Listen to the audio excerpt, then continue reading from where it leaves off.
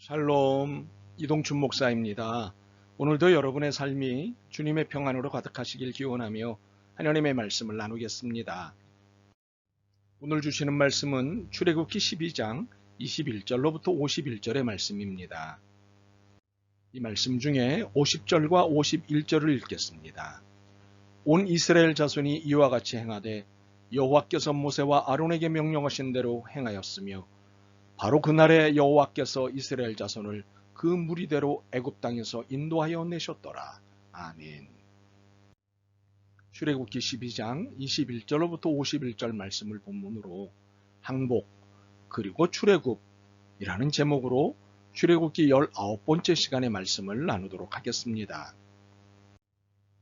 430. 이 숫자가 말하는 것이 무엇일까요? 이 첫째는 이스라엘이 애굽에 거주한 횟수입니다. 430년. 둘째는 애굽의 압제에서 드디어 벗어나는 날입니다. 440년. 이 440년이 끝나는 그날 출애굽이 이루어진 것이지요. 참으로 길고도 긴 애굽과의 인연이 끝난 날입니다. 그런데 이 긴 어둠의 시간이 끝난 것은 430년이 되었기에 끝난 것이 아닙니다. 세 가지가 이루어진 다음에 일어난 것입니다. 하나는 유월절을 준비하는 것이고 또 하나는 무교절을 준비하는 것입니다. 우리는 지난 2시간에 걸쳐 유월절과 무교절을 준비하는 것에 대해 공부했습니다. 정리해보면 유월절은 어린 양의 피로 구원을 받는 것을 의미합니다. 무교절은 구원받은 백성의 거룩한 삶의 추구를 의미하지요. 그렇다면 출애굽에 앞서 이 두 절기 외에 마지막으로 준비되고 이루어져야 하는 것은 무엇인가요? 항복입니다. 상대의 힘과 권세를 인정하여 굴복하는 항복이 출애굽의 마지막 필요 조건입니다. 만약 항복이 없으면 출애굽은 시작되질 않습니다. 그러므로 출애굽에 있어 항복은 대단히 중요한 것입니다. 이 항복에 대해 이제 살펴볼까요? 출애굽 직전에 지금 누구의 항복을 기다리고 있을까요? 그렇습니다. 애굽 왕 바로의 항복을 기다리고 있습니다. 자신을 태양신의 아들로 여기고 신의 행세를 한 바로의 항복이지요. 하나님의 힘과 권세를 인정하고 하나님의 백성이 대단하다는 것을 인정하는 바로의 항복이 출애굽의 마지막 필요 조건입니다. 그래서 하나님은 출애굽을 위한 마지막 조건을 충족시키시기 위해 드디어 항복을 받아내는 일을 시작하십니다. 그것은 애굽에 있는 처음 난 것들의 죽음입니다. 바로 왕의 장자에서부터 옥에 갇힌 자의 장자와 가축의 장자에 이르기까지 처음 난 모든 것들을 다 죽이시는 것입니다. 최고의 권력자인 왕조차도 장자의 죽음에서 피해갈 수 없고 애굽의 가장 선한 사람도 장자의 죽음에서 예외일 수 없었습니다. 단 하나의 예외만 있었습니다. 그것은 문설주와 임방. 여기에 어린 양의 피를 바른 집안의 사람들은 그 죽음에서 예외였습니다. 물론 문설주와 임방의 어린 양의 피를 바를 수 있는 사람들은 하나님의 백성인 이스라엘 백성에 한해서였습니다. 참으로 문설주와 임방의 어린 양의 피를 바를 수 있다는 것은 얼마나 큰 은혜요 특권인지요. 하나님의 백성만이 이런 죽음에서 면제될 수 있는 은혜와 특권을 누리게 됩니다. 이사야 43장 1절입니다. 두려워하지 말라. 내가 너를 구속하였고 내가 너를 지명하여 불렀나니 너는 내 것이라. 바로 여러분입니다. 그러므로 감사하십시오. 기뻐하십시오. 찬양하십시오. 그런데 선택을 받는 것도 이 사실을 인정하는 항복을 통해서 이루어진다는 사실입니다. 선택받았다는 사실을 인정하지 않으면 나는 선택의 반열에 없습니다. 그러므로 항복은 신앙 고백이요 출애굽의 최종 조건이 됩니다. 그렇다면 이제부터 출애굽의 최종 조건인 항복에 대해 집중해 보겠습니다. 첫째, 무엇보다도 항복은 하나님을 향한 것입니다. 사람을 향한 것이 아닙니다. 항복이 무엇입니까? 항복은 당신의 권세와 힘을 인정합니다. 당신이 최고입니다. 하는 고백이요 행위입니다. 진정한 권세와 힘은 누구에게 있습니까? 그렇습니다. 하나님이십니다. 바로는 10번째 재앙에서야 하나님이 진정한 권세와 힘이시라는 사실을 인정한 것입니다. 생사를 좌우하는 권세와 힘은 하나님뿐이시라는 것을 안 것이지요. 그래서 그 권세와 힘 앞에 두려움으로 항복을 한 것입니다. 사실 모세는 바로를 만난 첫날부터 하나님의 이름으로 만났고 하나님을 증언했습니다. 그리고 하나님의 권세와 힘을 줄곧 보여주었습니다. 그러나 바로는 버텼습니다. 9번째 재앙까지 말입니다. 그러나 장자의 죽음 앞에서 바로는 바로 항복하고 말았습니다. 왜 그랬을까요? 진정한 권세와 힘은 생사를 가르는 데 있다는 것을 바로 자신이 잘 알고 있었기 때문입니다. 바로가 애굽왕 아닙니까? 왕의 말 한마디에 사람이 살기도 하고 죽기도 하는 것입니다.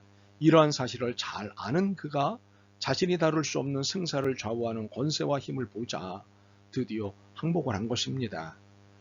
제 경험상 죽음 앞에서 조차 잘난 척하는 사람은 없었습니다. 그 어떤 권력자도 재상가도 죽음 앞에서는 겸손합니다. 그래서 장례식장에선 목사의 말이 제법 먹혀 들어가는 편이지요. 그렇습니다. 하나님은 생사를 좌우하시는 분이십니다. 그러므로 하나님 앞에 교만하지 않길 바랍니다. 겸손하길 바랍니다. 항복하길 바랍니다. 내 생명, 내 인생, 내 소유, 내 직장, 내 사업, 내 가족, 내 재능, 내 시간 등등 모든 것을 하나님 앞에 내려놓고 항복하시길 바랍니다.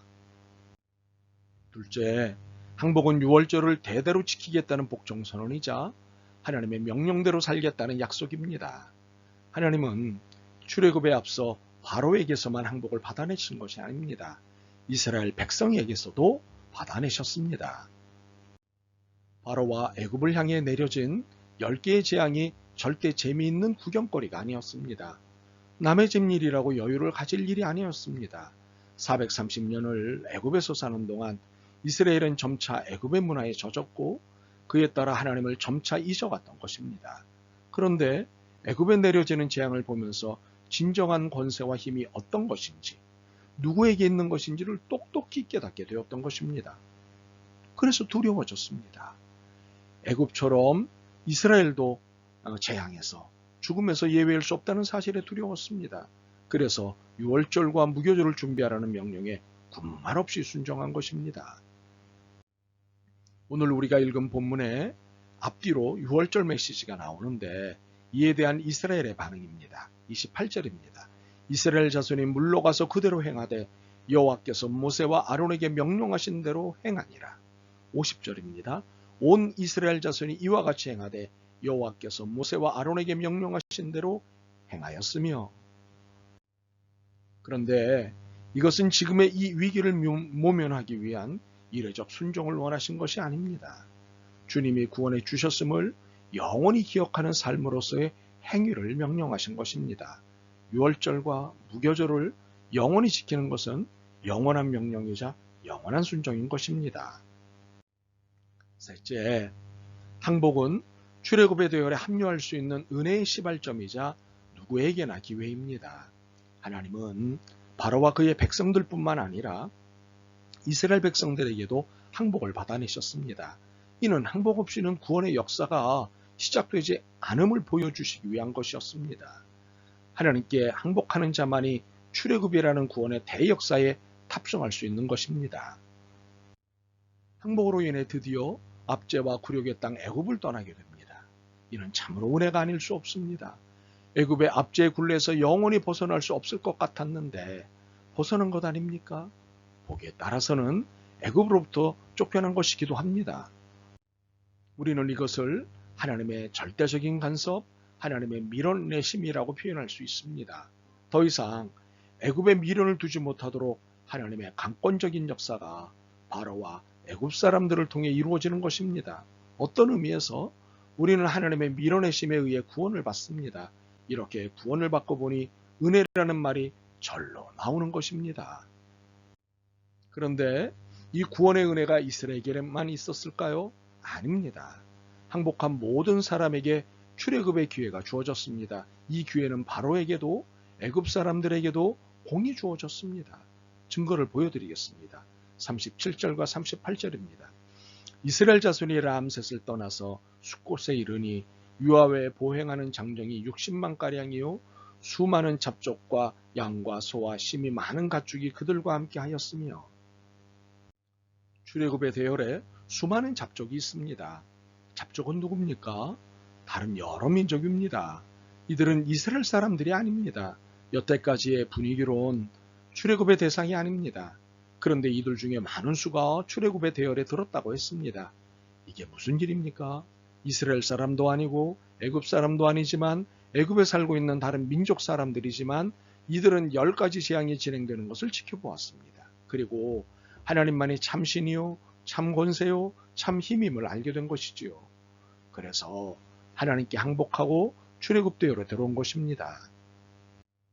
사실 잡족들과 마찬가지로 바로도 애굽의 사람들도 항복했으니 출애굽의 대열에 들어올 수 있었습니다. 그러나 그들은 출애굽의 대열에는 들어오지 않았습니다. 왜 그랬을까요? 하나님은 인정하나 애굽을 버릴 수가 없었기 때문입니다. 자신들이 애정을 기울여 세우는 것들을 포기할 수 없었기 때문입니다. 결국 거기서 죽어야 했던 것입니다. 항복은 포기입니다. 항복은 세상을 버리는 것입니다. 그래야 가나안으로 가는 출애굽의 여정에 오를 수 있습니다. 그래야 살 수 있습니다. 애굽을 버리고 애굽의 익숙한 나를 버리고 애굽을 생각나게 하는 사람들을 버리고서야 우리는 출애굽의 축복을 누릴 수 있습니다. 여러분 모두 이렇게 되시길 주님의 이름으로 축복합니다. 아멘. 주님, 아직도 버리지 못한 애굽이 있습니다. 아직도 고민하고 있는 애굽의 습관이 있습니다. 용서하옵소서. 다 버리고 다 포기하고 다 항복하게 하옵소서. 예수 그리스도의 이름으로 기도드립니다. 아멘. 오늘도 여러분의 믿음과 삶을 응원합니다. 사랑합니다.